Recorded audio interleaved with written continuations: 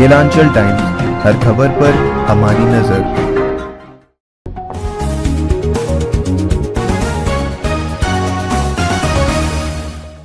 नमस्कार, स्वागत है केलांचल टाइम्स में। मैं हूँ आपके साथ वंदना।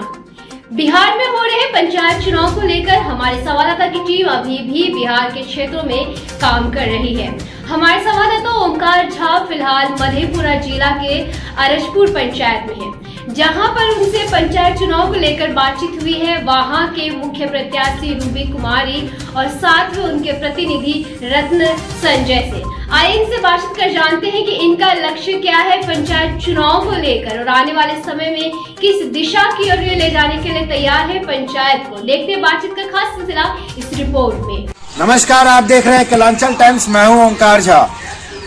केलांचल टाइम्स की पूरी टीम चुनावी यात्रा पे है, जगह जगह कैंपेन कर रही है। जहां जहां चुनाव हो गया है और जहां जहां मतदान हो गया, लोगों ने वहां पे गांव की सरकार यानी मुखिया बना लिया। जहां जहां चुनाव बाकी है, प्रत्याशी अपना नामांकन करके अपने चुनाव प्रचार में लग गए हैं।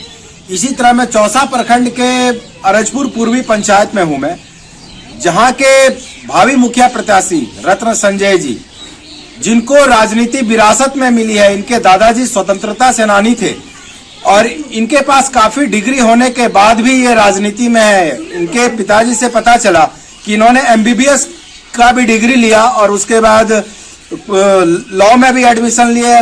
उसके बाद इन्होंने नौकरी को त्याग दिया, नौकरी नहीं किया और इनका ये कहना है कि हम राजनीति करेंगे, क्योंकि इनके दादाजी स्वतंत्रता सेनानी थे और वो राजनीति में थे। राजनीति इनको विरासत में मिले। इन्हीं से जानते हैं कि ये जो चुनाव लड़ रहे हैं, मुखिया का चुनाव जो लड़ रहे हैं, इनका उद्देश्य क्या है और ये इनका चुनाव प्रचार कैसा चल रहा है। संजय जी, केलांचल टाइम्स में जुड़ने के लिए आपका बहुत बहुत धन्यवाद। सबसे पहले मैं ओमकार जी आपका नमस्कार करता हूं, आपको धन्यवाद देता हूं कि आज आपने पहली बार अरजपुर पूर्वी पंचायत में समय दिया और आज तक ऐसा किसी भी पंचायत चुनाव में देखने को नहीं मिला था। इसलिए मैं आपके माध्यम से अरजपुर पूर्वी पंचायत के तमाम मतदातागण और जनतागण को मैं अपने तरफ से हार्दिक अभिनंदन करता हूं और सहृदय जो भी मेरे युवा साथी हैं, मैं उनको क्रांतिकारी इस्तकबाल और सलाम करता हूं। आप इस चुनावी दौर में है, चुनाव लड़ रहे हैं, आपका चुनाव लड़ने का उद्देश्य क्या है? सबसे पहला उद्देश्य हमारा पंचायत कभी शिक्षाविद के नाम से जाना जाता था, लेकिन जब कुछ ऐसी परिस्थितियां आई सन 1998 के बाद 2007 तक हमारे यहाँ अपराधियों का बोलबाला रहा और हमारे इतिहास को कलंकित किया गया। और दूसरी बड़ी समस्या है कि हमारे समाज में जितने भी जाति धर्म मजहब के लोग हैं, समाज में हर जात और वर्ग समुदाय के लोगों के साथ आर्थिक शोषण किया गया और हमारे समाज को भयमुक्त नहीं होने दिया, भय में रखा गया और जितने भी छोटी सी बड़ी समस्याओं का यहाँ निदान नहीं हो पाया। और सबसे बड़ी समस्या जो कभी हमारे यहाँ अस्पताल था, जो आज जीर्ण शीर्ण पड़ा हुआ है। हमारे इतने बड़े अरजपुर पूर्वी पंचायत जो शिक्षाविद बुद्धिजीवियों के नाम से जाना जाता था, वहाँ आज तक पंचायत भवन नहीं है जनता को बैठने के लिए। मुखिया जी, आपके पंचायत में कुल कितने वार्ड हैं? मेरे पंचायत में 15 वार्ड हैं। उस 15 वार्ड में समस्या क्या क्या होगी? सबसे बड़ी समस्या जो मुझे लगता है, जो मैंने हर समाज हर तबके में घूमा और मैंने देखा कि यहाँ जो है सबसे बड़ी समस्या है सामाजिक न्याय नहीं मिल रहा है। जो हर लोगों को चिंता सता रहा है कि यहाँ सामाजिक न्याय कब मिलेगा। किसी भी बात में यहाँ आर्थिक शोषण होता है जनप्रतिनिधियों के द्वारा और जो लोग 42 बरस तक सत्ता में रहा अपना, वो भी लोग नहीं कुछ कर पाए। जो पूर्व के चुनाव में 2016 में जो परिवर्तन हुआ, उसके बावजूद भी हमारे पंचायत में जो है आज हर आदमी बाहर जाता है इलाज कराने। ना पंचायत भवन मिला, ना आज तक अस्पताल की सुविधा मिली। अगर आप चुनाव जीत के आते हैं, ग्राम पंचायत की जनता आपको अपना मुखिया चुनती है, तो उनके लिए 10 ऐसे काम बताएं जिसको आप प्राथमिकता देंगे। सबसे पहला तो मैं अपने दिल से कहता हूं कि सबसे पहला काम स्वास्थ्य केंद्र अस्पताल का निर्माण होना चाहिए। दूसरा, पंचायत भवन बनना चाहिए। तीसरा, सबसे अहम काम जो मुझे लगता है कि सोशल जस्टिस होना चाहिए, सामाजिक न्याय होना चाहिए। और उसके बाद हर घर जो हमारे सरकारी योजना का लाभ मिलना चाहिए। यो योजना अगर लोग कहता है कि अभी जो माहौल है 1500 या 1600 या 1700 वोट लेके अगर कोई मुखिया बनता है तो कहता है कि आप वोट दिए हैं, आपके वोट से हम मुखिया बने हैं। लेकिन ऐसी समस्या नहीं होना चाहिए। अगर मुखिया बने हैं तो पूरे पंचायत का प्रतिनिधि आप किसी के भाव द्वेषपूर्ण ईर्ष्यापूर्ण तरीके से आप किसी के प्रति ऐसा काम ना करें। और जितने भी सरकारी सुविधाएं जैसे शौचालय हुआ, जैसे आपका राशन में जो आपका देख रहे हैं अभी का माहौल है, धांधली किया गया, जिनको नहीं मिलना चाहिए उनको राशन मिल रहा है, लेकिन हमारे गरीब गुरबा दलित शोषित वंचित किसी को आज तक जो है वो योजना का लाभ नहीं मिला, न राशन का लाभ मिला।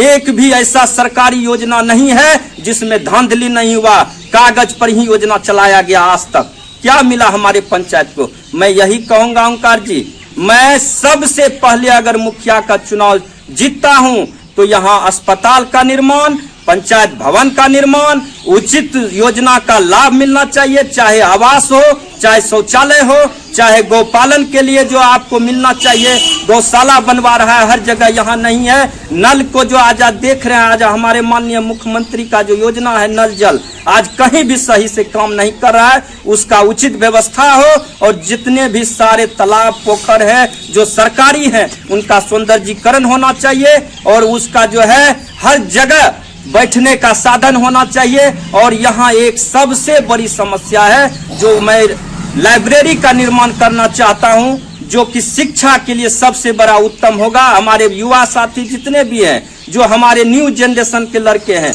उनको मैं शिक्षा के लिए प्रेरित करूंगा। अच्छी शिक्षा जो प्रबंध समिति आज चल रही है, जिनको सिलेबस का पता नहीं है वैसे लोग को स्कूल का प्रबंध समिति बनाया जाता है।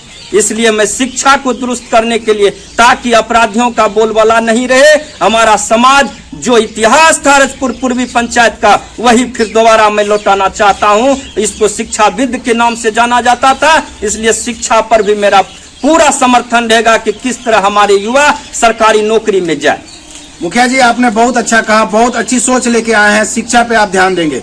लेकिन यहाँ पे लड़कियों के पढ़ने के लिए स्कूल नहीं है, गर्ल्स हाई स्कूल की व्यवस्था आपके पंचायत में शायद नहीं है। मैं कह देना चाहता हूँ तमाम रजपुर पूर्वी पंचायत के मतदातागण से भी कि मैंने पहली बार यहाँ जनहित याचिका दायर किया था। स्कूल के जमीन को अवैध रूप से कब्जा किया था कुछ लोगों ने। मैं PIL दाखिल किया पटना हाईकोर्ट में, जिसका ऑर्डर शीट मेरे पास है। मैं यहाँ +2 खुल चुका है, लेकिन जो आपने बात रखा गर्ल्स हाई स्कूल नहीं है, गर्ल्स के लिए पढ़ने का, लड़कियों के लिए पढ़ने के लिए स्थान नहीं है। मैं पहली बार कहता हूं कि जब मैं मुखिया बनूंगा तो सबसे पहले गर्ल्स हाई स्कूल के लिए भी अलग से भवन का निर्माण कराऊंगा, अलग से उसके लिए सुविधा मुहैया करवाऊंगा। मुखिया जी, आपने गर्ल्स हाई स्कूल की व्यवस्था के लिए बताया कि उसको मुहैया कराएंगे।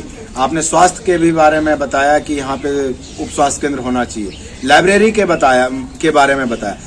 आपके पंचायत में युवाओं के लिए खेल कूद का मैदान है, लेकिन युवा उसमें खेल कूद नहीं कर पा रहे हैं। पंचायत के युवाओं से मेरी बात हो रही थी, इस पे आप क्या कहना चाहेंगे? देखिए, पहले हमारे पंचायत के जितने भी लोग थे, यहाँ ऐसा खेल कूद होता था कि यहाँ राज्य स्तर के भी खिलाड़ी खेल खेले हैं। यहाँ आके ऐसा टूर्नामेंट हुआ था कभी जो कि ड्यूज बॉल से होता था। यहाँ खेलों का ऐसा महत्व था कि हमारे जो अभिभावकगण आज जो बूढ़े हो गए, जो शिक्षा से रिटायर कर गए या किसी भी नौकरी से जो भी आदमी रिटायर कर गए, वो लोग पहले खेल यहाँ खेला करते थे। बड़े ही ऐतिहासिक खेल होता था यहाँ। लेकिन आज जो आपने समस्या रखा, उसका मेन कारण है कि वो लड़के जो आज ग्राउंड पर जा रहे हैं, उनको थोड़ी सी और सुविधा और टेक्निकल सुविधाएं नहीं मिल पा रही है, जिसके चलते वो आगे नहीं बढ़ रहे हैं। इसलिए हम भी खिलाड़ी रह चुके हैं, हम भी उस लड़के नौजवान के साथ खेले हैं। मैंने आपकी समस्याओं को दिल से, इस समस्या को हल करना मेरा कर्तव्य है। मैं दिल से कहता हूं कि ऐसी समस्या जो खेल कूद संबंधित हो, शिक्षा संबंधित हो, रोजगार संबंधित हो, नौकरी संबंधित हो, स्वास्थ्य केंद्र संबंधित हो, सारी सुविधाओं को मैं ऐसा अपने द्वारा सरकार से मिलकर, मैं दिल्ली तक जाना पड़ेगा तो मैं दिल्ली तक जाऊंगा, लेकिन सारी सुविधाओं को यहाँ मुहैया करवाऊंगा। लेकिन एक सवाल और, ये हमारा जो क्षेत्र है ये किसान भाई का बेल्ट है। यहाँ पे किसानों के लिए कभी मारा हो जाता है, कभी सूखा हो जाता है, कभी बाढ़ आ जाता है। बाढ़ आने के बाद जल निकासी की समस्या यहाँ पे है।